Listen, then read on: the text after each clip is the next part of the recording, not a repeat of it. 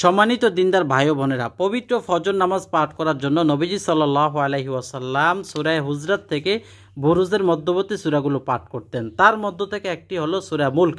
আপনারা অনেকে আমাকে বলেছেন সূরা মুলক একটু শুদ্ধভাবে বলার জন্য, যাতে আপনারা শিখে নিতে পারেন। পূর্বের একটি ভিডিওতে আমি আপনাদেরকে 10 আয়াত শিখিয়েছি সহি শুদ্ধভাবে। আজকে ইনশাল্লাহ তার পরবর্তী 10 আয়াত আমি আপনাদেরকে শুদ্ধ করে শিখিয়ে দিব। বাকি থাকবে 10 আয়াত। পরবর্তীতে সেই 10 আয়াত আমি আপনাদেরকে আবার ভিডিও আকারে দিব। এর জন্য আপনারা আমল টিভি চ্যানেলটি সাবস্ক্রাইব করে পাশে থাকা বেল বাটনটি চেপে রাখবেন, তাহলে পরবর্তী 10 আয়াতও পেয়ে যাবেন। তো চলেন আমরা শুরু করি। আউযু বিল্লাহি মিনাশ শাইতানির রাজিম। বিসমিল্লাহির রহমানির রহিম। ফা'তারাফু, ফুয়ের ভিতরে একালিপ টান। বিযামবিহিম, নুন সাকিনের পরে বা, এই জন্য এই নুনটা মিম হয়ে গেছে, অর্থাৎ ইকলাবের হরফ। জাম উচ্চারণ হবে, জান হবে না। বিযামবিহিম ফাসহকাল্লি, সহকাল্লি, কফের উপরে তানবিন, তানবিনের উপরে লাম, ঈদগামে বেলাগুন্না, এই জন্য কোপ লাম দুই জবর কল লাম জেল্লি, ফাসহকাল্লি আসহাবিস সাঈর। সাঈর তিন আলিফ টান, মদের হরফ ওয়াও আলিফ ইয়া। এই যে ইয়া দেখতেছেন, ইয়ার পরে রয়ে থামছেন, এই জন্য তিন আলিফ টান দিতে হবে। আসহাবিস সাঈর। আমি শব্দে শব্দে বলার পর এখন এক টানে পুরোটা বলে দিব। ফা'তারাফু বিযামবিহিম ফাসহকাল্লি আসহাবিস সাঈর।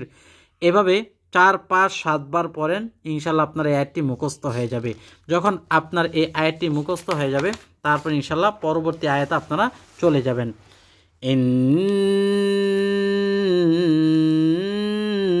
ইন্নাল্লাযীনা, ইন্না, এখানে আমি গুন্না করেছি ওয়াজিব গুন্না।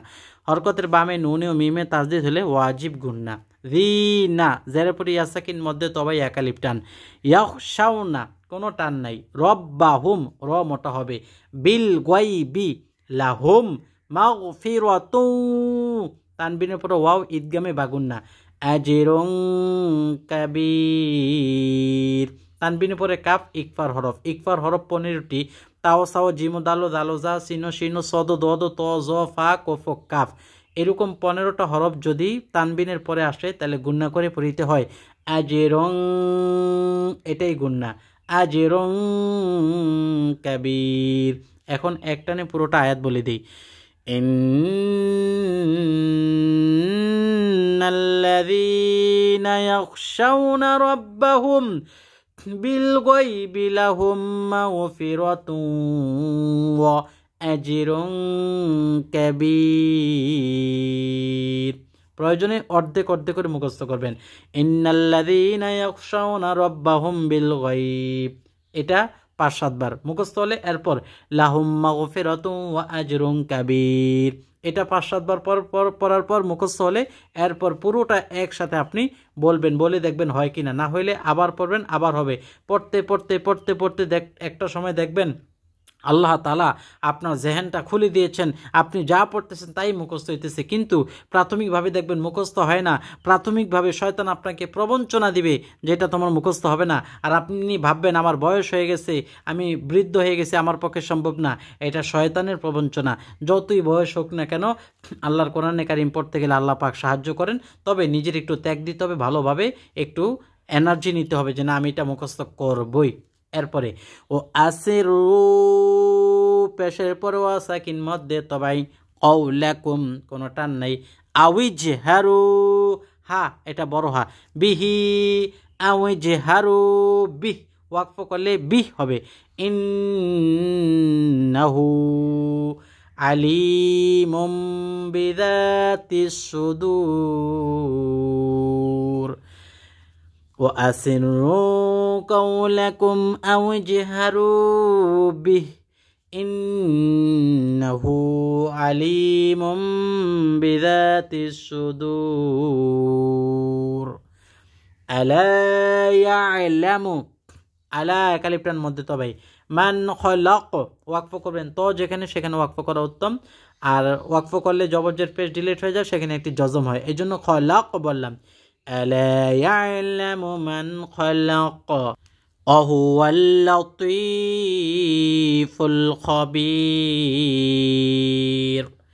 হুয়াল্লাযী একালিপটার মধ্যে তবে জাআলা লাকুমুল আরদা, কোনো টান নেই, যালুলান পেশের পর ওয়াও সাকিন একালিপটার মধ্যে তবে, আর এখানে তানবিনের পরে ফা, এর জন্য ইকফা গুণনা করতে হবে, যালুলান এইভাবে। ফামশু পেশের পরে ওয়াও সাকিন মধ্যে তবে একালিপটান, ফি মানাকিবিহা মানার মধ্যে একালিপ, কিবিহা এর মধ্যে একালিপ, অকুলু মির রিজকি কিহি হবে না, ওয়াকফ করলে কি হবে, আর যদি মিলে পড়ে যান তাহলে রিজকিহি। ওয়া ইলাইহিন নুশুর, তিন আলিফটার মধ্যে আরজি। তো এখন এটা যেহেতু বড় আয়াত, আপনি ভেঙে ভেঙে পড়েন।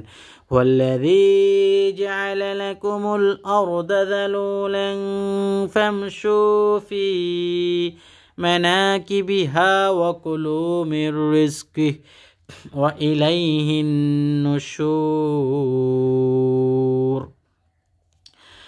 আমিনতুম নুন সাকিনের পর তাই জন্য ইকফা করছি।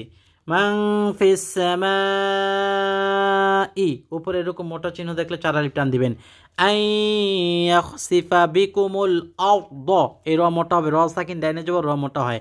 ফা ইযা হিয়া তামুর, এক টানে পড়েন। আমিনতুম মান ফিস সামাই আই ইয়াখসিফা বিকুমুল আরদ فإذا هي تمور। আমিনতুম আম স্পষ্ট হবে, মিম সাকিনের পরে আলিফ, এর জন্য আম স্পষ্ট হবে, আম এরকম গুণা হবে না। আমিনতুম মান ফিস সামাই, এটাও এতটুকু এর মতোই। আইয়ুরসিলা আলাইকুম হাসিবা, যদি বলেন হাসিবা তাহলে সিন হয়ে যাবে, ভুল হবে। ফাসাতা'লামুনা পেশের পর ওয়াসাকিন একালিফ টান, কাইফা নাযীর, নাযীর এর মধ্যে তিন আলিফ টান। আম আমিনতুম মান ফিস সামাই আন ইউরসিলা আলাইকুম হাসিবা ফাসাতা'লামুনা কাইফা নাযীর। ওয়ালাকাদ কাযযাবাল্লাযীনা, যী একালিফ টান, আর এতটুকুর মধ্যে টান নেই। মিন ক্বাবলিহিম ফাকাইফা কানা নাকির, নাকির নাকির বললে কফ হয়ে যাবে, ভুল হবে। ওয়ালাকাদ কাযযাবাল্লাযীনা মিন ক্বাবলিহিম ফাকাইফা কানা নাকির। আওয়ালাম ইয়ারাউ ইলাত তায়রি ফাওকাহুম সাফফাতিন ওয়া ইয়াকবিদন, এখানে ওয়াকফ করতে হবে, গইন এখানে ওয়াকফ করলে গুনাহ মাফ হবে, তো এখানে ওয়াকফ করা উত্তম, লাম এখানে ওয়াকফ করলে বরকত হবে, মিম এখানে ওয়াকফ করতেই হবে, অর্থাৎ মিম মানে ওয়াকফে লাজিম, ওয়াকফ না করলে গুনাহ হবে। মা ইউমসিকুহুন্না ইল্লার রহমান ইন্নাহু বিকুল্লি শাইইন বাসীর। তাহলে কিভাবে পড়বেন? আওয়ালাম ইয়ারাউ ইলাত তায়রি ফাওকাহুম সাফফাতিন ওয়া ইয়াকবিদুন, এভাবে। এরপরে থেমে মা ইউমসিকুহুন্না ইল্লার রহমান, এখানেও থামবেন, তো ওয়াকফ করা উত্তম। ইন্নাহু বিকুল্লি শাইইন বাসীর। আম্মান হাযাল্লাযী হুয়া জুনদুল লাকুম ইয়ানসুরুকুম মিন দুনির রহমান, মিন ওয়াকফ গুণনা হবে, দুনির রহমান ওয়াকফ হবে, ওয়াকফ হলে নুনের জের বাদ নুনটা ডিলিট হয়ে যাবে, নুন ডিলিট হবে না, জের ডিলিট হয়ে যাবে, নুনে একটি সাকিন হবে। মিন দুনির রহমান। ইনিল কাফিরুনা, কা খারা জবর একালিফ টান, রু পেশের পরে ওয়াও সাকিন মধ্যে তবাই, ইল্লা জবরের পরে আলিফ মধ্যে তবাই, ফি জারের পরে ইয়া সাকিন মধ্যে তবাই, গরুর পেশের পরে ওয়াও সাকিন মধ্যে তবাই হবে না, এই জন্য সামনে আমরা ওয়াকফ করতেছি। ওয়াকফ করলে তিন আলিফ টান হবে মধ্যে আরজি।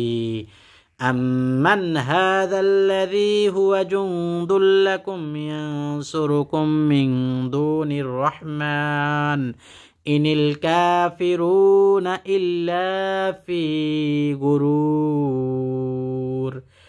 20 আয়াত পর্যন্ত পড়লাম।